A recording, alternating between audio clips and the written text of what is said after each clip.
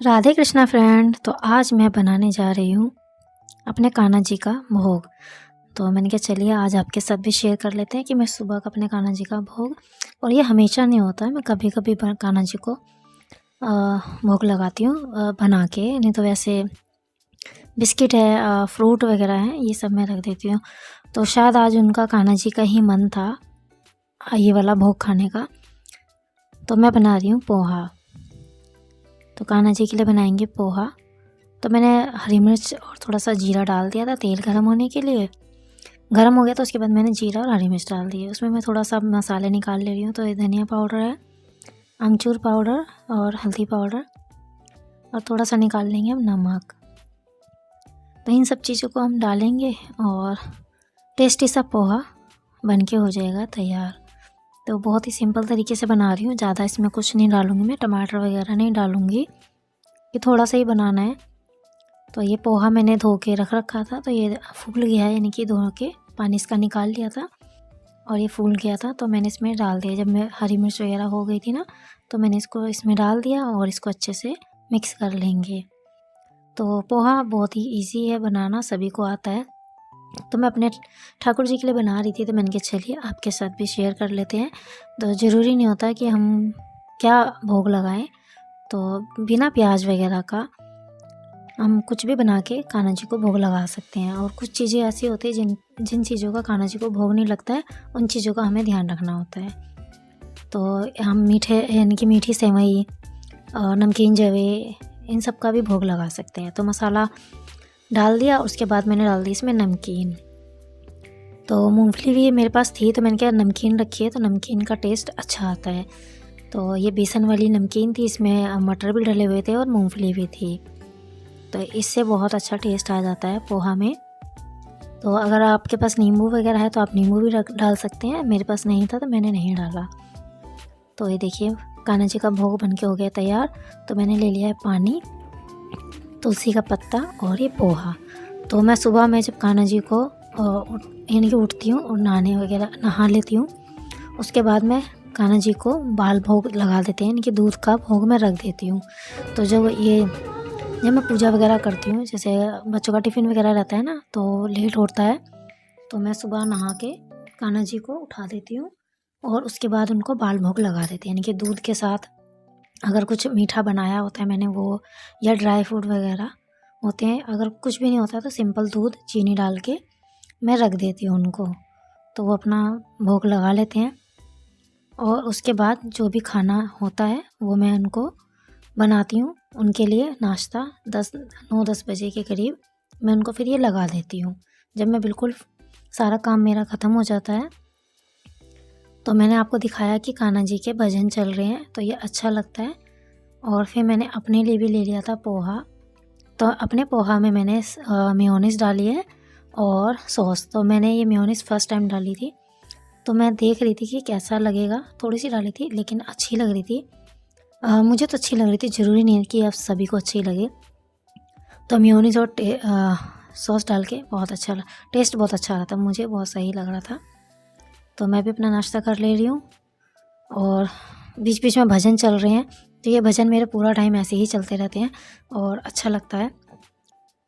तो भजन वगैरह तो सुन लिए थे, अब मैं नाश्ता कर रही थी। तो मैंने सब्सक्राइब कर रखा, जिनके मैं ब्लॉग देखती हूँ उनके मैं ब्लॉग देखूँगी इस टाइम, और उसके बाद फिर दोबारा से काम में लगूँगी, फिर दोबारा से मैं भजन लगा दूँगी। और फिर अब देखिए अभी बेडशीट वगैरह सब ऐसी पड़ी है, तो इन सबको भी करना है।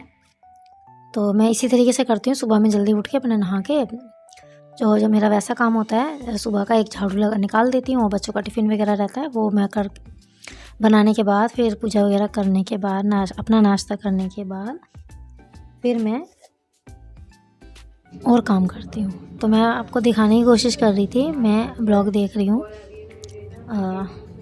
इनका है ब्लॉग, ये विधि लाइफ स्टाइल कुछ ऐसा उनका नाम है, मुझे याद भी नहीं आ रहा, लेकिन मैं डेली देखती हूँ उनके ब्लॉग। तो मैं इस टाइम पे टीवी में देख लेती हूँ, अगर मैं फ़ोन में देख रही होती तो मैं उनको कमेंट कर देती हूँ। तो फ़ोन से तो कमेंट हो जाता है, टीवी में नहीं होता है। तो नाश्ता वगैरह सब करने के बाद फिर मैं लग गई दोबारा से काम में। अब मैं पूरे घर की डस्टिंग, क्लीनिंग जो भी होगा, जो एक्स्ट्रा काम जो भी जैसा भी होगा ये करूँगी। उसके बाद फिर आशी का हो जाएगा स्कूल का टाइम, फिर मैं उसको भी लेने जाऊँगी। तो ये बेडशीट मैंने बिछा दी थी, फिर मुझे ऐसा लगा ये ना गंदी लग रही है, तो मैं फिर से इसको हटाऊँगी और दूसरी वाली बिछाऊँगी। तो ये वैसे देखने में साफ़ लग रही है, लेकिन ना इस पर थोड़ा सा बच्चे खाना वगैरह भी खा लेते हैं कई बार, ये कुछ ऐसा तो दाग से दिख रहे थे मुझे, पानी के थे या कुछ खाने वाने के। तो मैंने कहा हटा ही देती हूँ, मशीन तो लगानी है मुझे, तो मैंने इसको अभी हटा के फिर दूसरी बिछा रही हूँ। तो ऐसा ही होता है काम मेरा। और फ्रेंड आप किस तरीके से करते हैं वो भी कमेंट करके बताइएगा, और मेरा रूटीन और कैसा आपको लग रहा है वो भी मुझे कमेंट करके बताइएगा। और चैनल पे पहली बार आए हैं तो प्लीज़ सब्सक्राइब कीजिएगा, वीडियो को सपोर्ट करिए, चैनल को सपोर्ट करिए और लाइक एंड शेयर भी ज़रूर कीजिए। तो दूसरी वाली बेडशीट को मैं चेंज नहीं करूँगी और इसको मैं बिछा लूँगी। तो फिर मुझे ऐसा लगा कि अब मैं जब इसकी चेंज कर रही हूँ तो ये भी चेंज कर देते हैं। फिर मैं दोनों ही बेडशीट ले आई थी निकाल के, मैंने कहा अब एक धुल जाएगी फिर दूसरी रह जाएगी, तो फिर इसीलिए। तो ये देखिए मैं फिर से आपको दिखा रही हूँ कि मेरे भजन चलते रहेंगे जब तक मैं काम करूँगी। तो काफ़ी अच्छा लगता है, बीच बीच में अगर आपको सुनाई दिया हो भजन तो बताइएगा। कॉपीराइट आ जाएगा इसलिए मैंने म्यूट कर दिया, कहीं कहीं आपको अगर सुनाई दे रहा होगा। तो अब इस वाले कमरे की भी बेडशीट वगैरह सेट कर दी है मैंने, इसको चेंज नहीं करेंगे, इनको बस झाड़ के, क्यों अभी मैंने ये बिछाई थी तो इसको चेंज नहीं करेंगे। और काफ़ी अच्छा लगता है कमरे में, पता नहीं क्यों अंधेरा आ रहा है जबकि लाइटें सारी जल रही है। पता नहीं शायद कैमरे का एंगल सही नहीं होगा या फोकस नहीं कर रहा होगा, इसकी वजह से थोड़ा अंधेरा सा लग रहा है। और इस वाले कमरे में थोड़ी लाइट भी कम है तो शायद इस वजह से भी हो सकता है। और कैमरा साइड दूसरी साइड रखा जिस तरफ लाइट नहीं पड़ रही है, इसकी वजह से भी रोशनी शायद कम आ रही हो। तो हल्की फुल्की झाड़ पोंछ भी कर लेंगे, डस्टिंग कर लेंगे। तो बस इसी तरीके से ही काम होता है। तो फ्रेंड मैं अपने ब्लॉग डेली कोशिश करती हूँ कि कुछ ना कुछ आपके साथ शेयर करूँ, लेकिन नहीं हो पाता है। तो बच्चों की ड्रेस वगैरह प्रेस की थी तो वो प्रेस भी मैंने लपेट के रख दिया। और मैं देख रही हूँ टाइम कि आशी का टाइम होने वाला है मुझे स्कूल से लाने का, तो मैंने कहा फटाफट कर लेते हैं। इसकी 12:30 बजे के आसपास छुट्टी हो जाती है और अभी 11:30 के आसपास हो रहा होगा जिस टाइम मैं ये काम कर रही थी। तो कभी कभी लेट भी हो जाता है काम करते करते, कि इस टाइम पे मैं सारा ही काम करती हूँ बिल्कुल, यानी कि दोपहर का बिल्कुल फ्री हो जाता है काम मेरा, सारा ख़त्म हो जाता है जब बच्चे स्कूल से आते हैं। अगर लंच कम होता है या कुछ अलग बच्चों का खाने का मन होता है तो ही मैं बनाती हूँ, वरना जो सुबह में हो जाता है वही बच्चे कई बार खा भी लेते हैं। और कई बार बच्चों का मूड नहीं भी होता तो वो रखा भी रह जाता है। तो इसलिए मैं बहुत ज़्यादा भी नहीं बनाती हूँ और कम भी नहीं इतना बनाती हूँ कि इतना हो जाए। और कई बार ऐसा चीज़ होती है बच्चों को सुबह टिफ़िन में जो देती हूँ वो दिन में नहीं खानी होती है, तो फिर दिन में हम कुछ और बना लेते हैं।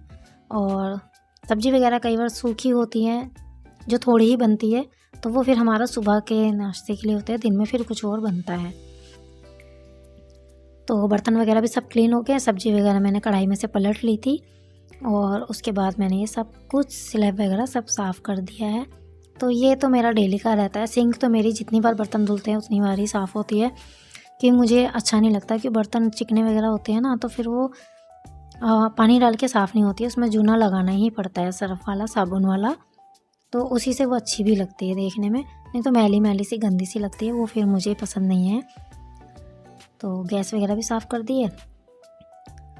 उसके बाद मैं किचन में लगा दूँगी पोछा, क्योंकि पानी वगैरह गिरा है ना, बर्तन धोए हैं तो पानी गिर ही जाता है। तो मेरे पास मोप वाला पोछा भी है, लेकिन अभी फ़िलहाल मैं ये वाला लगा रही हूँ। मोप वाले से ना किनारी वगैरह रह जाती हैं नीचे, जो जहाँ गहरी जगह होती है ना, जैसे बेड वगैरह के नीचे के लिए तो बहुत अच्छा है, लेकिन यहाँ पर दीवारों के साइड वाइड में वो नहीं जा पाता है, तो इसलिए किचन में मैं कोशिश करती हूँ इसी से लगा दूँ। और अभी ठंड ज़्यादा होएगी तो फिर मुझे उसी से ही लगाना पड़ेगा, क्योंकि ठंड में पोछे में हाथ लगाना करंट लगने के बराबर है, तो ठंडा पानी से नहीं हो पाता है पोछा। और हम गर्म पानी में भी करते हैं ना, तब भी वो जब हम लगाते हैं ना फर्श पे तो वो ठंडा हो ही जाता है पानी, हम बार बार डिप करते हैं इसके अंदर। तो सर्दियों में मोप ही काम आएगा, उसी से लगाऊंगी पोछा। तो गैलरी तक मैंने लगा दिया सारे में, और कमरों में भी लगा दिया था, लेकिन कमरों का तो आपको दिखाया नहीं। तो फ्रेंड कैसा लगा मेरा ब्लॉग। और कपड़े भी धुल रहे हैं, मशीन लगी हुई है, तो मैंने क्या बेडशीट वगैरह मैंने निकाली थी, मैंने क्या लगा ही देती हूँ मशीन, फिर नहीं तो ये ज़्यादा हो जाएंगे कपड़े। और ये कौन से दिन का ब्लॉग है मुझे पता भी नहीं है, ध्यान भी नहीं है, तो आजकल मेरे ब्लॉग मुझे पता ही नहीं होते कि कब जा रहे हैं और कब बन रहे हैं। और ये एक दिन पहले के कपड़े हैं, आज भी लगी है मशीन, और ये पहले के हैं। तो मैं रात में उतार के लाई थी और बच्चों ने किसी ने भी तय नहीं लगाए, तो मैंने कहा चलिए इसको मैं तय लगा के रख देती हूँ इनकी जगह पे। और जो अभी जो फैले हुए हैं वो तो फैले हुए हैं, वो तो सूख रहे हैं, तो इनको मैं इनकी तय लगा के रखूँगी इनकी जगह पे। तो काफ़ी काम हो जाता है घर का, अगर करने बैठो तो बहुत काम है, पूरा दिन भी अगर करते हैं तो भी ख़त्म नहीं होता है। लेकिन हाँ, अगर हम करते रहते हैं ना तो हमारे घर का काम बहुत हल्का हो जाता है, हमें ज़्यादा बर्डन नहीं पड़ता। और साथ साथ अगर हम समेटते रहते हैं ना घर को, साफ़ सफाई साथ साथ करते रहते हैं, तो जब हमारे को डीप क्लीनिंग में इतनी दिक्कत नहीं होती है। अगर हम छोड़ देते हैं तो फिर जब हम लास्ट में, जब घर काफ़ी गंदा हो जाता है ना, तो हालत ख़राब हो जाती है सफाई करने में। तो ये मेरा रेगुलर का ही रहता है वैसे। फ्रेंड आज का ब्लॉग कैसा लगा कमेंट करके जरूर बताइएगा। मिलेंगे नेक्स्ट ब्लॉग में, तब तक के लिए सभी को राधे राधे।